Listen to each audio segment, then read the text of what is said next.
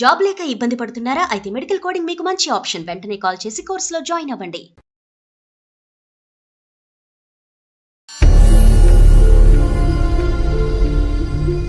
చాలా ప్లేసెస్ కి కలిసి వెళ్లే వాళ్ళం, సినిమాలకి, లంచ్ లకి, బయటకి ఎక్కడికైనా వెళ్ళినా ముగ్గురం వెళ్లే వాళ్ళం.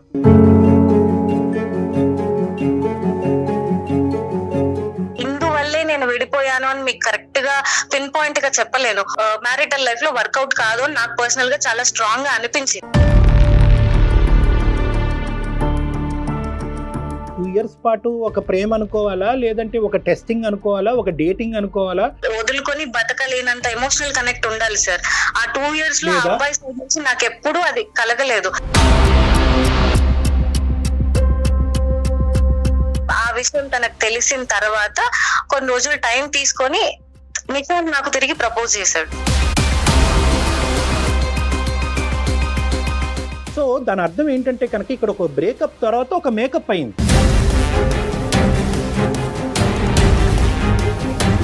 నాకు హరీష్ గురించి తెలుసు సార్, ఆ అబ్బాయి మనస్తత్వం తెలుసు. ఇతను వెళ్ళి నిశాంత్ ఏమైనా చేస్తాడా, లేకపోతే వాళ్ళిద్దరూ కొట్టుకొని ఒకరికొకరు ఏమైనా చేసుకుంటారా అని చాలా భయపడుతున్నాను సార్ నేను.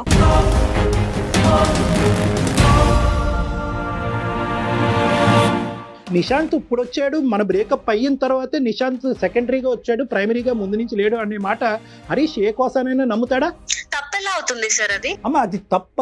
నాకు నచ్చిన మనిషి పెళ్లి చేసుకోవడం అన్న హక్కు నాకు ఉండదా సార్?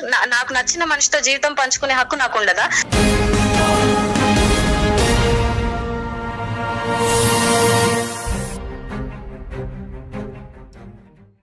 నమస్తే కళ్యాణ్ గారు. నమస్తే జయ గారు. కళ్యాణ్ గారు, భువనేశ్వరి అని ఒక అమ్మాయి మనకి మెయిల్ చేసిందండి, అనంతపురం నుంచి. అనంతపురం. పెళ్లి కాలేదు పిల్లకి ఇంకా. ఒక సమస్యను ఫేస్ చేస్తా ఉందన్నమాట. కాల్ చేసేనా మరి? చేయండి.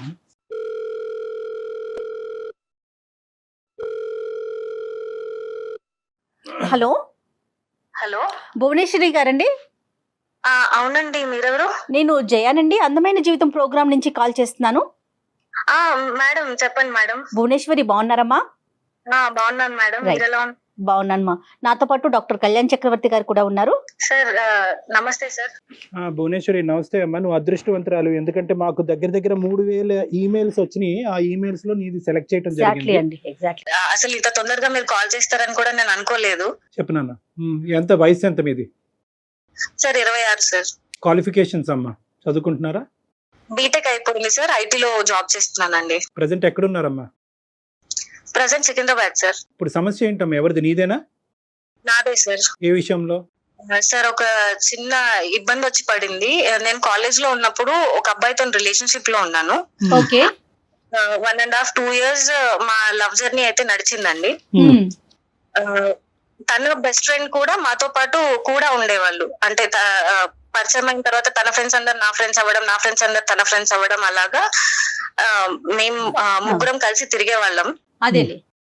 ఈ జర్నీలో ఒక 2 years తర్వాత నాకెందుకో తనతో వర్కౌట్ కాదు అనిపించిందండి. బాయ్ ఫ్రెండ్ తోటి నాకు 2 years రిలేషన్షిప్ తర్వాత లాంగ్ టర్మ్ తనతో జీవితాంతం నేను జీవితం పంచుకోలేను అని అనిపించి నేను బ్రేకప్ చెప్పేశాను. దీనికి బలమైన కారణాలు ఏమైనా ఉన్నాయా అండి భువనేశ్వరి? ఉన్నాయి మేడం. ఏంటండి? తను ముందు నాకు అప్రోచ్ అయినప్పుడు, నన్ను ప్రపోజ్ చేసినప్పుడు ఎలా ఉన్నాడో, ఎలా ఉన్నానని నాకు చూపించాడో అది తను కాదు నిజానికి. తన నిజ స్వరూపం ఏంటి అని అన్నది ఈ 2 ఏళ్ళు నేను తనతో ట్రావెల్ చేసిన జర్నీలో నాకు అతను ఏంటి అని అన్నది అర్థమైంది. నా స్వభావానికి చాలా ఆపోజిట్ అండి. We are like opposite poles. మాకు అసలు ఆపోజిట్ పోల్స్ అని తెలియటానికి నీకు 2 years టైం పట్టిందమ్మా? ఆ జర్నీలో మెల్లమెల్లగా తెలిసి వచ్చింది సార్. మెల్లమెల్లగా తెలిసింది. ఏంటో ఆపోజిట్ పోల్స్ తెలుసుకోవచ్చా? ఫర్ ఎగ్జాంపుల్ ఏదన్నా? సార్ అతను అంటే మామూలుగా ముందు చాలా ఫ్రెండ్లీగా, జోవియల్ గా ఉన్నట్టు కనిపించేవాడు. కానీ పైకి అలా కనిపిస్తాడు, కానీ నిజానికి తను అది కాదు సార్. చాలా పొసెసివ్ అండ్ సంకుచిత స్వభావం, చాలా నారో మైండెడ్ అబ్బాయి.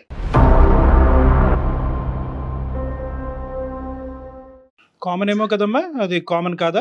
నాది అనుకోవడం, నా మనిషి అనుకోవడం వరకు బానే ఉంటది, కానీ నాతో తప్ప ఇంకెవ్వరితోనూ మాట్లాడకూడదు, తనకంటూ నేను తప్ప ఇంకో ప్రపంచం ఉండకూడదు అనేది భరించలేం కదా సార్. అదే ఫ్రీడమ్ రిస్ట్రిక్ట్ అవుతే సమస్య వస్తుంది. కరెక్టేనా నువ్వు చెప్పింది? బాగా చెప్పావు.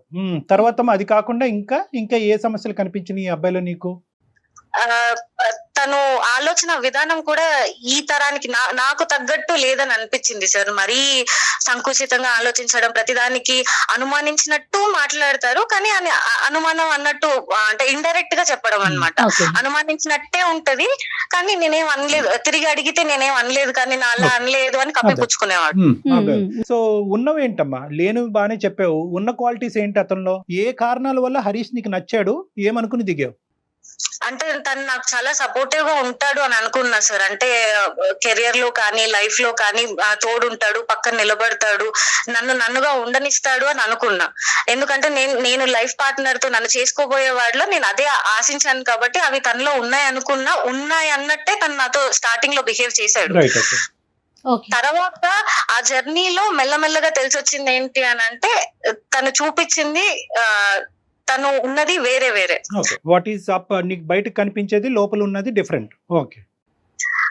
సో చాలా సార్లు పెద్దగా గొడవలు అయ్యేవి. అంటే చాలా కారణాలు సార్. ఒకటి ఇందువల్లే నేను విడిపోయాను అని మీకు కరెక్ట్ గా పిన్ పాయింట్ గా చెప్పలేను. ఒకదాని తర్వాత ఒకటి సీక్వెన్షియల్ గా నాకు ఆ లాంగ్ జర్నీలో అర్థమైంది ఏంటి అని అంటే, మా ఇద్దరికి ఫ్యూచర్ లో మ్యారిటల్ లైఫ్ లో వర్కౌట్ కాదు అని నాకు పర్సనల్ గా చాలా స్ట్రాంగ్ గా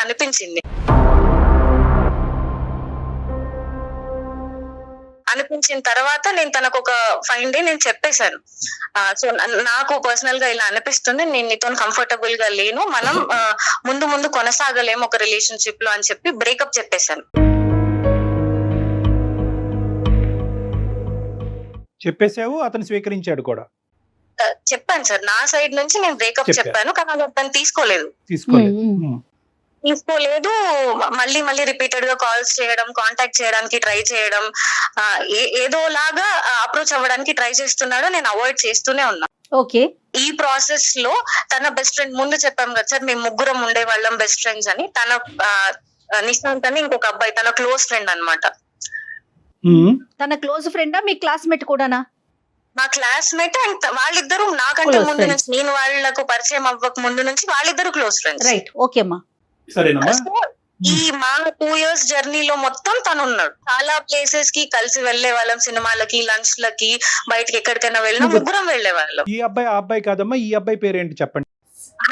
హరీష్ బెస్ట్ ఫ్రెండ్ నిశాంత్ అండి. నిశాంత్. Okay, right. చెప్పు తల్లి, చెప్పు. హరీష్, నిశాంత్, నేను కలిసి తిరిగే వాళ్ళం, అంతా అప్పుడు బానే ఉండేది. తర్వాత నేను ఎప్పుడైతే ఈ అబ్బాయికి మా ఇద్దరి మధ్యలో డిస్టర్బెన్సెస్ వచ్చి నేను ఇలా బ్రేకప్ చెప్పాను అని నిశాంత్ కి తెలిసిందో, తను మెల్లగా అప్పుడప్పుడు ఫోన్ చేసేవాడు, ఎలా ఉన్నావు ఏంటి, మామూలుగా మాట్లాడుకుంటూ ఉంటాం కదా ఫ్రెండ్స్ అన్నప్పుడు, బాగోగులు మాట్లాడుకోవడం. ఇలా అన్నప్పుడు నేను చెప్పాను, ఇలాగ నాకు తనతో కనెక్ట్ అవ్వలేను అని అనిపించింది, సో నేను ఇలా బ్రేకప్ చెప్పాను అని చెప్పాను. ఆ విషయం తనకు తెలిసిన తర్వాత కొన్ని రోజులు టైం తీసుకొని నిశాంత్ నాకు తిరిగి ప్రపోజ్ చేశాడు.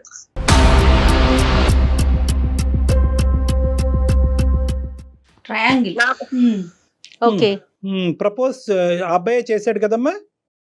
నిశాంత్ నన్ను అప్రోచ్ అయ్యాడండి. ఇక 2 పాయింట్స్ నేను అడుగుతాను. ఒకటి, హరీష్ తో ఓకే బ్రేకప్ అయిన తర్వాత మీరు ఫ్రెండ్స్ లా కంటిన్యూ అవుదాం అనుకున్నారా? మీ ఇద్దరి మధ్యన కమ్యూనికేషన్ కంటిన్యూ అయిందా? ఒకప్పుడు అలా కంటిన్యూ అవునటువంటి పక్షంలో నిశాంత్ తో నువ్వు మాట్లాడుతున్నావు, నిశాంత్ నిన్ను ఇలా ఓదారుస్తున్నాడు, నిన్ను కన్సోల్ చేస్తున్నాడు, నీ బాగోగులు తెలుసుకుంటున్నాడు అనే అంశం హరీష్కి తెలుసా? లేదంటే ఇవన్నీ హరీష్కి తెలియకుండా మీరిద్దరు మాట్లాడుకుంటున్నారా? నాకు హరీష్ కి అసలు ఎలాంటి కాంటాక్ట్స్ లేవండి. బ్రేకప్ చెప్పిన తర్వాత అప్రోచ్ అవ్వడానికి ట్రై చేశాడు. నిశాంత్ హరీష్ తో కాంటాక్ట్ లోనే ఉన్నాడు. ఉండొచ్చు సార్, ఎందుకంటే నాకు నిశాంత్ కి మధ్యలో హరీష్ టాపిక్ ఎప్పుడు రాలేదు, నేను అడగలేదు, ఆ అబ్బాయి కూడా తీయలేదు. మోస్ట్ ఇంపార్టెంట్ థింగ్ ఏంటంటేనమ్మా, నిశాంత్ అనేటటువంటి ఈ రెండోసారి వచ్చినటువంటి నీ రెండో బాయ్ ఫ్రెండ్ ఈ అబ్బాయికి ఇప్పుడే నీకు చెప్పాలని అనిపించిందా, ఎప్పుడో చెప్పాలని అనిపించిందా, లేదంటే బ్రేకప్ అయిన తర్వాత లైన్ క్లియర్ అయింది కాబట్టి ఇప్పుడు చెప్తున్నాడా? లోపల ఆ ప్రేమ అన్నది ముందు నుంచి ఉందా? తను నాకు చెప్పడం ఏంటంటే, సార్ నేను ముందు నుంచి ఈ జర్నీలో నేను అబ్జర్వ్ చేస్తూ వచ్చాను, సో మన ఇద్దరికి వర్కౌట్ అవుతుందని నాకు అనిపించింది, కానీ నేను అప్పుడు చెప్పలేకపోయాను, ఇప్పుడు చెప్తున్నాను అని అయితే నాకు చెప్పాడు సార్. మా ఇద్దరు బ్రేకప్ అయిన తర్వాత సో ముందు నుంచి ఉంది. నీ రెస్పాన్స్ ఏంటి తల్లి? నేను కొంచెం ఆలోచించడానికి టైం తీసుకున్నా సార్. ఆ టైం గ్యాప్ లో నేను ఒకసారి అనలైజ్ చేసుకుంటే నాకు ఏవైతే ఒక లైఫ్ పార్ట్నర్ లో కావాలని అనిపించాయో అవన్నీ నిశాంత్ లో ఉన్నాయని నాకు అనిపించింది.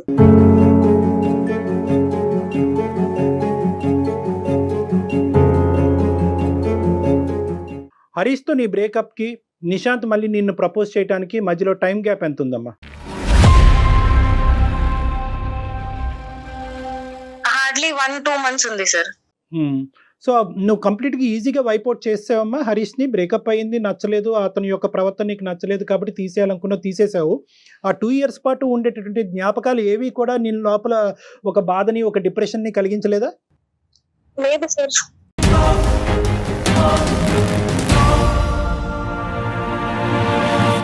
అంటే మరి ఆ 2 years పాటు నడిచింది ఏంటమ్మా? ఆ జర్నీని ఏమనాలి? దాన్ని ఏమనాలి ఇప్పుడు? 2 years పాటు ఒక ప్రేమ అనుకోవాలా, లేదంటే ఒక టెస్టింగ్ అనుకోవాలా, ఒక డేటింగ్ అనుకోవాలా, లేదంటే ఒక బలమైనటువంటి బంధం అనుకోవాలా, ఏమనాలి దాన్ని?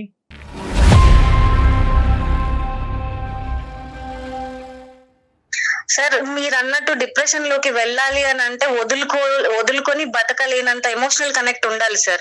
ఆ 2 years లో లేదా? అబ్బాయి సైడ్ నుంచి నాకు ఎప్పుడు అది కలగలేదు. ప్రతి స్టెప్ లోనూ, ప్రతి ఇన్సిడెంట్ లోనూ నాకు చాలా ఇబ్బంది అనిపించేది. తన ప్రవర్తన కానీ, తన మనస్తత్వం కానీ నాకు చాలా ఇబ్బంది అనిపించేది. కానీ నేను కాంప్రమైజ్ అవుతూ దాన్ని డైజెస్ట్ చేసుకుంటూ ముందుకు వచ్చాను. ఒక పాయింట్ కి వచ్చిన తర్వాత నేను దాన్ని తీసుకోలేకపోయాను. సో బ్రేకప్ అనేది నీకు రిలీఫ్ అనుకోవచ్చు సార్. నేను భరించలేను. నేను తనతో కలిసి ముందుకు నేను అడుగు వేయలేను అని అనిపించినప్పుడు నేను తనకు వద్దు, మనకు సెట్ అవ్వదు అని చెప్పేశాను. రైట్, అర్థమైందన్న. ఒకటైతే క్లియర్ కదమ్మా, నిశాంత్కి మీ ఇద్దరు పరిచయం అయినప్పటి నుంచి, అంటే ఒక బెస్ట్ ఫ్రెండ్ గా పరిచయం అయినప్పటి నుంచి నిశాంత్కి నీ మీద ఫీలింగ్స్ ఉన్నాయి. ఎటొచ్చి హరీష్ మధ్యలో ఉన్నాడు కాబట్టి అతని మనసులో ఉన్న భావాన్ని నీకు చెప్పలేదు. నీకైతే మాత్రం నిశాంత్ మీద ఎప్పుడు ఫీలింగ్స్ లేవు. ఇప్పుడైతే మాత్రం నిశాంత్ నుంచి ఈ ప్రపోజల్ వచ్చాక నువ్వు కూడా అది కన్సిడర్ చేయడానికి ఇష్టపడుతున్నావు. అంతే sir. So Harish is completely out of the picture. లేదు సార్. ఇంకొక భయంకరమైనటువంటి అంశము, భయపెట్టే అంశం ఏంటంటే హరీష్ నిశాంత్ టచ్ లో ఉన్నారా లేదా అనేది నీకు ఇంకా తెలియదు కదా. ఫస్ట్ అది కనుక్కోవాలి కదమ్మా. టచ్ లో ఉన్నారు అంటే ఒకరికొకరు ప్రత్యక్షంగా ఎదురుపడైతే మాట్లాడుకోవట్లేదు. మేబీ ఫోన్లో అట్లా టచ్ లో ఇంపాసిబుల్ నాన్న. ఇప్పుడు వాళ్ళిద్దరు టచ్ లోనే ఉండుంటారు. బహుశా నిశాంత్ అంటే నీ సెకండ్ బాయ్ ఫ్రెండ్ హరీష్ తో బహుశా మీ ఇద్దరి మధ్యన జరిగేటటువంటి సంభాషణలు, అతని ఫీలింగ్స్ గురించి హరీష్ తో డిస్కస్ చేయకపోయి ఉండొచ్చు. అంత పర్సనల్ డిస్కషన్, అంత ర్యాపో అయితే లేదు సార్. తగ్గింది. ముందు ముగ్గురం కలిసి ఉన్నప్పుడు ఉన్న బాండింగ్ అయితే ఇప్పుడు లేదు. మెల్లమెల్లగా ఎప్పుడైతే మా ఇద్దరు బ్రేకప్ అవ్వడం, నిశాంత్ నన్ను అప్రోచ్ అవ్వడం, ఈ ప్రాసెస్ లో వాళ్ళిద్దరి మధ్య కూడా ముందున్నంత స్నేహం అయితే ఇప్పుడు లేదు. రైట్ నాన్న. 6 weeks ఎందుకు పట్టింది నీకు? ఎప్పుడు చెప్దాం అనుకుంటున్నావు అతనికి రెస్పాన్స్ ఏంటి? వెయిటింగ్ దేని గురించి?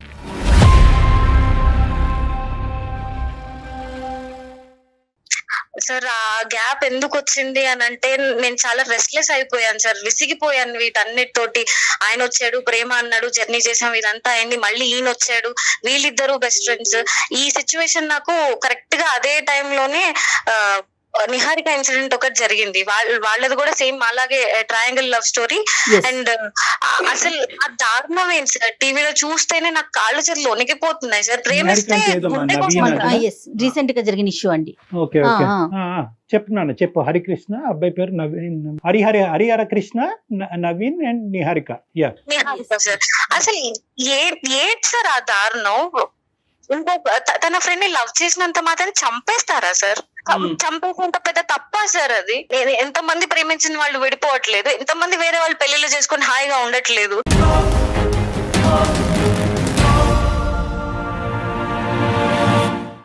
తనని కాదని వేరే వాళ్ళని ప్రేమించినందుకు చంపేస్తారా? అది గుండె అనుకుంటున్నారా, కేక్ ముక్క అనుకుంటున్నారా సార్? అలా పక్కకు తీసుకెళ్లి చంపేయడం, దారుణాలు అది చూసినప్పటి నుంచి నాకు రాత్రులు నిద్ర పట్టలేదు సార్. అసలు నా పరిస్థితి కూడా ఇంచుమించు దాదాపు దానికి దగ్గరగానే ఉంది.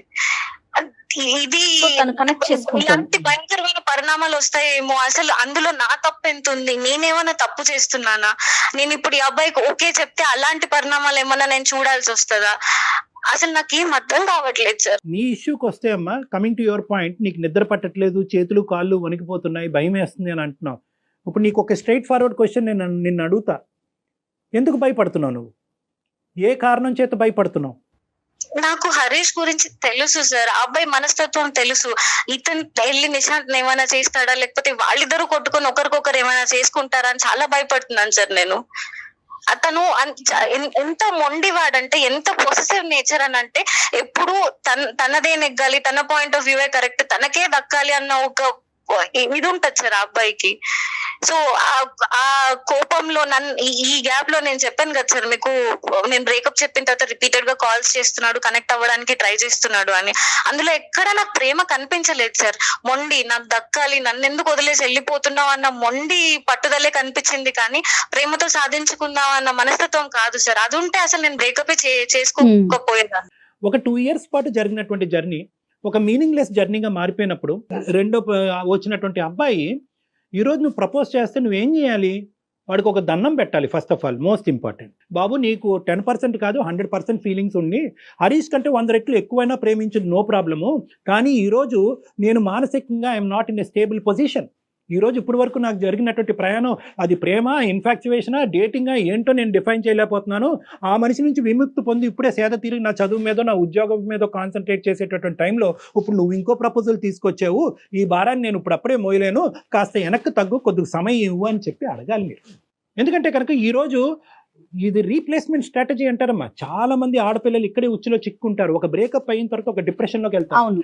ఆ డిప్రెషన్ తట్టుకోలేరు, ఆ వ్యాక్యూమ్ని తట్టుకోలేరు, ఆ లేనితనాన్ని తట్టుకోలేక ఏంటంటే ఇంకో సైడ్ నుంచి ఎవరన్నా ఒక నాదుడు వచ్చి కూర్చుని ఏంటి నీ కష్టం ఏంటి, నీ బాధ ఏంటి నాకు చెప్పు అనేటప్పటికి వాడు వెనకతల చూడరు, వాడు ముందు చూడరు, వాడి చరిత్ర చూడరు, ఆ గతం చూడరు, మొదట చేసినటువంటి తప్పే మళ్ళీ చేసి అబ్బా నన్ను ఎంత బాగా వింటున్నాడో, నాకు ఇంత మంచిగా వినేటటువంటి వ్యక్తి నాకు కనిపించట్లేదని మళ్ళీ కనెక్ట్ అయిపోయి అక్కడ ప్రపోజ్ చేయగానే 10 రోజుల్లోనే ఎస్ చెప్తారు.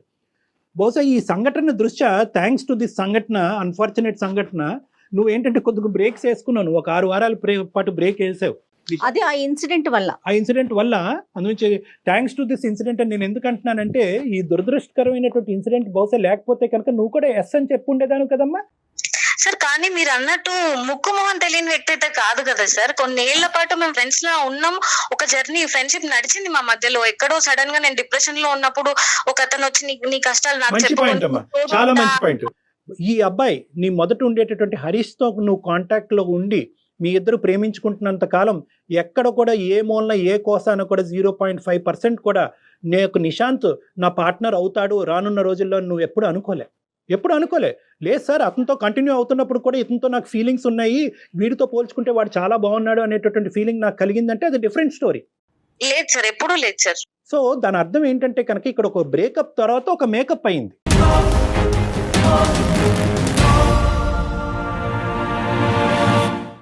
ఈ బ్రేకప్ తర్వాత మేకప్ అయింది అంటే ఏంటంటే, ఈ బ్రేకప్లో ఉండేటటువంటి ఆ వాడి వేడి ఉండేటటువంటి పరిస్థితిలో ఈ అబ్బాయి వచ్చి ప్రపోజ్ చేయగానే నీ మనసులో ఒక క్వశ్చన్ మార్క్ పడింది. సో కాబట్టి నేనేమంటున్నానంటే, ఎప్పుడు కూడా ఇటువంటి సిచ్యువేషన్ సర్కమ్స్టాన్సెస్లో తీసుకునేటటువంటి నిర్ణయాలు ఖచ్చితంగా తప్పుదోవ పట్టిస్తాయి.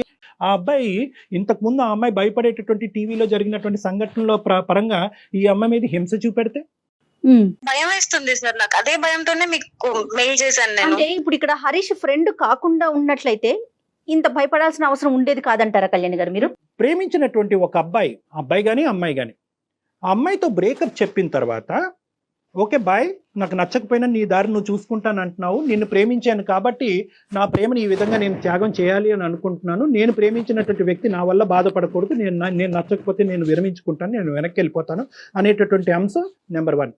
అలా అనుకుని అలా విత్డ్రా అయ్యేటటువంటి అమ్మాయి కానీ అబ్బాయి కానీ మానసికంగా ఏమనుకుంటారంటే, కొన్ని సంవత్సరాలు కొన్ని ఏళ్ల పాటు ఏమనుకుంటారంటే, నా స్థానాన్ని ఎవరూ తీసుకోకూడదు అనే భావంతో చాలా బలంగా ఉంటారమ్మా. That's a feeling, that's a natural human feeling. నువ్వు నాకొద్దు, నేను నీకొద్దు, నేను వెళ్ళిపోతాను, కానీ నా స్థానం ఎవరు తీసుకోకూడదు అనేది సబ్కాన్షియస్గా లోపల ఉంటుంది, బయటకు అనరు వాళ్ళు. కానీ ఇక్కడ ఏమైంది అంటే కనుక, అతను కళ్ళెదురుగుంటేనే అతను పక్కన తిరిగేటటువంటి వ్యక్తిని తీసుకొచ్చి నువ్వు నీ పక్కన కూర్చోపెట్టుకుంటే అతను వెన్నుపోటు అని అనుకోడు అనటానికి గ్యారంటీ ఉందా మనకి? మీ ఇద్దరి మధ్యన ముందే కనెక్షన్ ఉంది కాబట్టి నాకు ఇప్పుడు బ్రేకప్ చెప్పేవు అనేటటువంటి ఆలోచన అతనికి రాకుండా ఉండదా? అప్పుడు ఇతనిలో కూడా సాడిస్టిక్ ఫీలింగ్, ప్రతీకారపరమైనటువంటి ఫీలింగ్స్ రాకుండా ఉంటాయా? నేనైతే కనుక ఈ సెకండ్ పాయింట్ అయితే ఖచ్చితంగా ఈ అబ్బాయి హరీష్ అనుకుంటాడు అంటున్నాను. ఎందుకంటే నువ్వు చెప్పినటువంటి క్యారెక్టర్స్ బట్టి అసలు నమ్మసక్యంగా కూడా అనిపించట్లేదు కదా భువనేశ్వరి. నమ్మడు, మేము ఖచ్చితంగా నమ్ముతాం. కానీ అక్కడికి వెళ్ళి హరీష్కి ఈ రోజు కాకపోయినా రేపు తెలుస్తుంది హరీష్లో ఎటువంటి పగ ఆవేశాలు రావచ్చమ్మా. ఈరోజు అంత రిస్క్ తీసుకుని నిశాంత్కి కూడా నువ్వు ఐ లవ్ యూ అని చెప్పి ఎందుకు ముందుకెళ్ళి మళ్ళీ ఇంకో తప్పు చేయాలి? తప్పే తప్పెలా అవుతుంది సార్ అది? అమ్మ అది తప్ప నాకు నచ్చిన అమ్మా. మనిషిని పెళ్లి చేసుకోవడం అన్న హక్కు నాకు ఉండదా సార్? నాకు నచ్చిన మనిషితో జీవితం పంచుకునే హక్కు నాకు ఉండదా? ఈ రోజు నిశాంత్, సరే మీరు అన్నారు నిశాంత్ హరీష్ బెస్ట్ ఫ్రెండ్స్ కాబట్టి నిశాంత్ కి ఓకే చెప్తే హరీష్ ఇలా అనుకోవడానికి మీరు అంటున్నారు. నిశాంత్ కాకపోతే రేపు పొద్దున మా అమ్మ నాన్నలు చూసిన వాళ్ళైనా అది నేను ఓకే. చేసుకుంటా. అప్పుడు అది కూడా ఓకే. అలా అతని ఫ్రెండ్ కాకుండా ఎవరైనా ఎక్స్ అయినా వై అయినా జెడ్ అయినా నో ఇష్యూ. ఇక్కడ సమస్యల్లా అతని ఫ్రెండ్ అయి ఉండటమే. హరీష్ ఫ్రెండే సమస్య. ఈ రోజు అంతే కదా కళ్యాణ్ గారు? అంతే ఎగ్జాక్ట్లీ మేడం. అదే ఎట్ ద పాయింట్. నువ్వు ఈ రోజు మాకు ఎందుకు చేసావు? నీకు భయం వేసింది కాబట్టి చేసావు. ఎస్. నువ్వు నిద్ర పోవట్లేదు కాబట్టి చేసావు. ఎక్కడో నీ అంతరాత్మ నువ్వు తప్పు చేస్తున్నావు, రేపొద్దున ఇంకో అనర్థం నీ జీవితంలో జరిగి రేపొద్దున ఇది పేపర్లోనో టీవీలోనో ఒక న్యూస్ కింద రాబోతుంది అనేటటువంటి ఆలోచన నిన్ను చంపేస్తుంది కాబట్టి నువ్వు నాకు చేసావు. ఎందుకు అంటే కనుక నీ మనసులో ఉండే కాన్సెప్ట్, నేను మాట్లాడే కాన్సెప్ట్ ఒకటే కాబట్టి. సో కాబట్టి నేనేమంటున్నానంటే ఇక్కడ ఏమీ అంత దూరమైనటువంటి ప్రయాణం ఏమీ జరగలే. Yes. కాబట్టి ఈ బేస్ మీద నిశాంత్కి ఇప్పుడే సర్ది చెప్పమ్మా. దీన్ని ఎక్కువ నాన్స్తే ఏమవుతుందంటే ఇంతకాలం బట్టి ఈ అమ్మాయి ఆలోచిస్తుందంటే ఏ మూలలో నేను ఉంటాను కాబట్టి second attempt, third attempt, fourth attempt Nishant try చేస్తూనే పోతాడు నీకు. నా సమస్య ఏంటంటే ఒకవేళ నిశాంత్ నాకు ఆప్షన్ అయ్యుంటే గనక నేను సార్ చెప్పిందే ఒప్పుకునేదాన్ని. కానీ నాకు ఇప్పుడు సార్ చెప్తున్నప్పుడు కూడా నువ్వు నిశాంత్ కి నెమ్మదిగా సర్ది చెప్పు, ఇది ఇంతటితో ఆపే అంటుంటేనే, ఆ మాటలు వింటుంటేనే నేను తట్టుకోలేకపోతున్నాను మేడం. నాకు అతను ఎక్కడ నా లైఫ్ లో ఉండడన్న ఆలోచన కూడా, అసలు ఇంకో మనిషి మాట్లాడుతుంటే కూడా నేను దాన్ని విని తీసుకోలేకపోతున్నాను. ఓకే ఓకే భువనేశ్వరి, అంటే 1 month జర్నీలోనే 1 అతను month మిస్ అయిపోతాడేమో అని అంత తీవ్రంగా ఆలోచించేస్తున్నారా భువనేశ్వరి మీరు? 1 month జర్నీ కాదు మేడం, ఆయన నాకు నిన్న మొన్న పరిచయం అయినటువంటి వ్యక్తి కాదు. పరిచయం వేరు కదమ్మా. నువ్వు సో మొత్తం అంతా లెక్కేస్తున్నావమ్మా. ఆ పీరియడ్ ఈ పీరియడ్ అంతా కూడా అన్ని పీరియడ్స్ కలిపేసుకుంటున్నావు. కలపాలి కదండి. కలిపి మొదటి నుంచి అసలు ఈయన ఏంటి అని బేరీస్ వేసుకున్న అసలు తర్వాత ఫ్రెండ్షిప్ వేరు, ప్రేమ వేరు కాదా కళ్యాణ్ గారు? అమ్మాయికి అంతా కాదమ్మా. ఇక్కడ కొద్దిగా నీ కౌన్సిలింగ్ చాలా ఇంపార్టెంట్ భువనేశ్వరి. ఎందుకంటే కనుకమ్మా అసలు ఫ్రెండ్షిప్ ఏంటి, అసలు రిలేషన్షిప్ ఏంటి, ఎటువంటి రిలేషన్షిప్స్ మ్యారేజ్ వరకు వెళ్తాయి, ఇలాంటి అంశాల మీద నీకు చాలా అవగాహన కావాలమ్మా. చాలా ఇమ్మెచ్యూర్గా నీ ఆలోచనలు చాలా ఫాస్ట్గా తొందరపాటుగా ఉన్నాయి. తొందరపాటు ఎక్కడుంది డాక్టర్ గారు? తొందరపాటు ఎక్కడుంది? నేను నిన్న అమ్మ, నీకు మనసుకు తగిలిన గాయం అసలు మానిందా? ఇక్కడ మొత్తం ఎక్కడన్నా 1 గంట పాటు మాట్లాడుకున్నాం. ఎక్కడన్నా పాపం మీ అమ్మ నాన్నని తీసుకొచ్చాము పిక్చర్, బాగా చెప్పారు. అసలు వాళ్ళనే తీసుకురాలేదు. ఏంటమ్మా ఈ జీవితాలు ఏంటి? ఓకే, ప్రేమించడం తప్పు కాదు, పెళ్లి చేసుకోవటం తప్పు కాదు, ప్రేమించి పెళ్లి చేసుకోవటం తప్పు కాదు, ఒక బాయ్ ఫ్రెండ్ నుంచి ఇంకో బాయ్ ఫ్రెండ్ మార్చడం కూడా తప్పు కాదే అనుకుందాం. పాపం ఆ పాపం పుణ్యం ఎరిగినటువంటి ఆ తల్లిదండ్రులు ఎవరమ్మా? పాపం రేపొద్దు నీకు ఏదైనా అనర్థం జరిగితే కనుక ఎవరు బాధ్యులు? రెస్పాన్సిబిలిటీ ఎవరు తీసుకుంటారు? లబోదిబో అని ఏడ్చేది ఎవరమ్మా? సో కాబట్టి ఓకే, అదంతా మీకు నచ్చకపోవచ్చు మీ తరానికి, కానీ బట్ నేను ఒక పాయింట్ అయితే నేను చెప్తున్నానమ్మా. ఇక్కడ నేను ఇప్పటి వరకు ఆ స్థాయిలో ప్రేమించి నన్ను ఆ స్థాయిలో ప్రేమించినటువంటి ఒక అద్భుతమైన వ్యక్తి దొరికాడా నీకు? ఈ రిస్క్ తీసుకుని హరీష్ అనేటటువంటి రిస్క్ బ్యాక్గ్రౌండ్ లో పెట్టుకుని నువ్వు అంత రిస్క్ తీసుకోవటం అవసరమా? జర్నీ చేశాను కాబట్టి నాకు నిశాంత్ కరెక్ట్ అని నాకు అనిపిస్తుంది. అది జర్నీ ఎలా అవుతుంది? ఇప్పుడు ఇది రీప్లేస్మెంట్ స్ట్రాటజీ అమ్మా. ఈ రోజు హరీష్ వెళ్ళిపోగానే నిశాంత్ అందులో ఫిల్ అవ్వాలా? రేపొద్దున నిశాంత్ ఏదో Mandatory? ఇష్యూ అవుతుంది, అప్పుడేంటి? మ్యాండేటరీయా? ఎవరో ప్రేమించేటటువంటి వ్యక్తి కంపల్సరీగా మనకు ఒక వయసు వచ్చిన తర్వాత కంటిన్యూస్ గా ప్రతిరోజు ప్రతి గంట మన పక్కన ఒకరు ఉండాలా? ఇంత రిస్క్ తీసుకుని ఉండాలా? మనకు బెస్ట్ అనిపించిన దాన్ని తీసుకోవడంలో తప్పు లేదు కదా సార్. రేపొద్దున నిశాంత్ కూడా హరీష్ లాంటి మెంటాలిటీ అనేది నీకు తొందరలో తెలిస్తే కనుక మళ్ళీ మాకు ఫోన్ చేస్తావా? నువ్వు హరీష్ తో చేసినటువంటి తప్పే ఈ రోజు నిశాంత్ తో చేస్తున్నావు. కొంత నిన్ను టైం వద్దు, తీసుకోండి. నువ్వు టైం తీసుకోమంటున్నాను. నిశాంత్ టైం నేను సేద తీరటానికి ఇందాక నుంచి పదే అంటున్నాను. నన్ను నేను సెటిల్ అవటానికి, నా మెంటల్ ఇన్స్టెబిలిటీ సెటిల్ చేసుకోవటానికి, నా కెరియర్ మీద ఫోకస్ చేసుకుని నీ దారి నువ్వు చూసుకో, నా దారి నేను చూసుకుంటాను. నా మనసులో మళ్ళీ నీ మీద ఒక భావం వచ్చినప్పుడు, ఇక్కడ ఉండేటటువంటి ఈ వాడి వేడి చల్లారినప్పుడు అప్పుడు నేను నీ దగ్గరకు వస్తాను. ఆల్రెడీ ఒక దెబ్బ తగిలి ఒక గాయంతో ఉన్నాం. అది గాయమే కాదనుకుంటే మరి ఆ జర్నీని ఏమనాలి? దానికి పేరేం పెట్టాలి? దానికి ఏం పేరు పెట్టాలి భువనేశ్వరి? భువనేశ్వరి నేను అది గాయమే కాదు అని అనట్లేదు మేడం. దానికి మందు నిశాంత్ అని నేను చెప్తున్నాను. మీకెందుకు అర్థం కావట్లేదు? నిశాంత్ మందు అని నువ్వు అనుకుంటున్నావు. నిశాంత్ మందో లేదా పుండి మీద కారమో అనేటటువంటిది నీకు ఇంకా ఇంకొంచెం జర్నీ చేయి, అప్పుడు తెలుస్తుంది. నీకు తెలియదు. నువ్వు ఆ ఆలోచన కానీ ఆ మెచ్యూర్ గా ఆలోచించేటటువంటి పరిస్థితిలో ప్రెసెంట్ నీకు క్లారిటీ ఆఫ్ మైండ్ లేదు. హరీష్ అనేటటువంటి వ్యక్తి యొక్క ప్రయాణంలో నీ సైడ్ ఉండేటటువంటి తప్పులేంటి, నీ ఆలోచన, నీ యొక్క పర్సనాలిటీలో ఎటువంటి లోపాలు ఉన్నాయి అనేటటువంటిది ఆలోచించుకో, విశ్లేషించుకో. రానున్న రోజుల్లో అటువంటి తప్పు నీ ద్వారా జరగకూడదు అంటే కనుక ఏ విధంగా నిన్ను మార్చుకుంటావు అన్నది ఆలోచించుకుని కొంత టైం తీసుకో. వచ్చిన ప్రాబ్లం ఏది నాకు ఇప్పటిదాకా నిశాంత్ లో రాలేదు సార్. నా సైడ్ నుంచి తనకు ప్రాబ్లం లేదు, తన సైడ్ నుంచి నాకు ప్రాబ్లం లేదు. ఇప్పుడు ఇద్దరికి ఓకే అయినప్పుడు మేము హరీష్ ని దృష్టిలో పెట్టుకొని మేమెందుకు కలిసి జర్నీ చేయడం ఆపుకోవాలి? But it is coming with risk అమ్మా. నిజంగా నువ్వు ఆ రిస్క్ తీసుకోవడానికి రెడీగా ఉంటే గో హెడ్, మేమెవరు నిన్ను ఆపటానికి. నిశాంత్ నేను ఎంత ఇబ్బంది పడుతున్నా, మా ఫ్యూచర్ ఎంత రిస్క్ లో ఉందని ఎందుకు ఏం ఆలోచించలేకపోతున్నారు రిస్క్ మేడం? అమ్మా, ఏం అసలు రిస్క్ 1 అమ్మా? month లో అసలు మీ ఇద్దరి మధ్యన ఏం జరిగిందనమ్మా మీరు అది రిస్క్ అనుకోవటానికి? ఏంటమ్మా అంత బంధం ఏం ఏర్పడింది? నిశాంత్ నన్ను అప్రోచ్ అవ్వడం, నేను మళ్ళీ వెనక్కి వెళ్ళి డే 1 నుంచి తనతో పరిచయం ఏర్పడ్డ దగ్గర నుంచి మా జర్నీ ఒకసారి ఆలోచించుకుంటే నాకు అర్థమైంది మేడం. నాకు కరెక్ట్ హరీష్ కాదు, నాకు కరెక్ట్, నాకు నిశాంతే కరెక్ట్ అని నాకు అర్థమైపోయింది.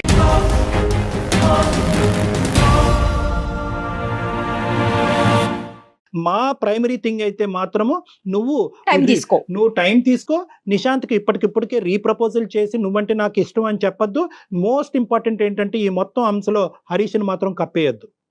హరీష్కి ఇండైరెక్ట్గా తెలిస్తే కనుక పరిస్థితి ఇంకో విధంగా ఉండొచ్చు. కాబట్టి ఇండైరెక్ట్గా తెలిసే ముందు డైరెక్ట్గానే చెప్పడం బెటరు. అన్నిటికంటే ఫైనలీ మోస్ట్ ఇంపార్టెంట్, నీకంటూ ఒక కుటుంబం ఉంది, తల్లిదండ్రులు ఉన్నారు. ఇప్పటికైనా మొదట చేసిన తప్పు మళ్ళీ రిపీట్ అవ్వకూడదు అంటే ఇప్పుడు నీ పేరెంట్స్ని ఇన్వాల్వ్ చేయడం అనేది అందరికీ శ్రేయస్కరం. ఇదే భాష ఏదైతే మాతో మాట్లాడేవో నిశాంత్ కరెక్ట్, నిశాంత్ సూపరు, నిశాంత్కి మించినటువంటి మనిషి లేదు అనేటటువంటి అంశాలు ఏవైతే చెప్పావో అవే మీ తల్లిదండ్రుల దగ్గర రిపీట్ చేయి. మీరు ఆర్గ్యూలోకి వెళ్తున్నారు భువనేశ్వరి, ఆలోచించండి ఒకసారి. ఆర్గ్యుమెంట్ కూడా నువ్వు ఎందుకు వెళ్తున్నావు అంటే కనుకమ్మా, మాకు ఫోన్ చేయకి, మాకు ఈమెయిల్ చేయక ముందే నువ్వు నిశాంత్ కావాలి అని చెప్పి 100% కాదు 200% ఫిక్స్ అయ్యావు. కాబట్టి ఈ రిస్క్ ని ఆ నిశాంత్ అలాగే ఉండాలి, నిశాంత్ నేను ప్రేమించాలి, నిశాంత్ నేను పెళ్లి చేసుకోవాలి, కానీ నాకు హరీష్ దగ్గర నుంచి రిస్క్ రాకుండా మీరు ఒక ఆలోచన చెప్పండి అంటే కనుక అలా మేము చెప్పలేమమ్మా. ఎందుకంటే హరీష్ని మేము చూడలేదు, హరీష్తో మేము మాట్లాడలేదు. హరీష్ ఆ టీవీలో జరిగినటువంటి సంఘటనలాగా హరీష్ ప్రవర్తిస్తాడో లేదో అన్నది మాకు తెలియదు. అలాంటప్పుడు ఏంటంటే మాకు తెలియనటువంటి అంశము రిస్క్ ఉన్నట్టుగానే ముందుకు వెళ్ళమంటాం, కానీ రిస్క్ లేనట్టుగా ఊహించుకుని ముందుకు వెళ్ళమని చెప్పే దమ్ము ధైర్యం నాకైతే లేదమ్మా. అమ్మ జీవితం ఇది అందరికి పరిచిన విస్తరవదు, అన్ని కష్టాలు నష్టాలు అన్నీ ఉంటాయి. ఆలోచించుకో భువనేశ్వరి, నువ్వు వెంటనే నిర్ణయం తీసుకోమని చెప్పట్లే. ఇప్పుడు ఈ విషయాన్ని కూడా టకామని ఎస్ అని చెప్పేయాలని మేము ఎక్స్పెక్ట్ చేయట్లేదమ్మా. ఎస్, నువ్వు టైం తీసుకో. డాక్టర్ గారి నెంబర్ నీకు నేను షేర్ చేస్తాను, పర్సనల్ గా వచ్చి కలు, ఫోన్ లో కాదు. ఓకేనమ్మా? సరే మేడం. ఆల్ ది బెస్ట్ తల్లి. బాయ్ అమ్మా, all the best Bhuvaneshwari. Bye. Right Kalyan గారు, థ్యాంక్ యూ సో మచ్. నమస్తే అండి. నమస్తే.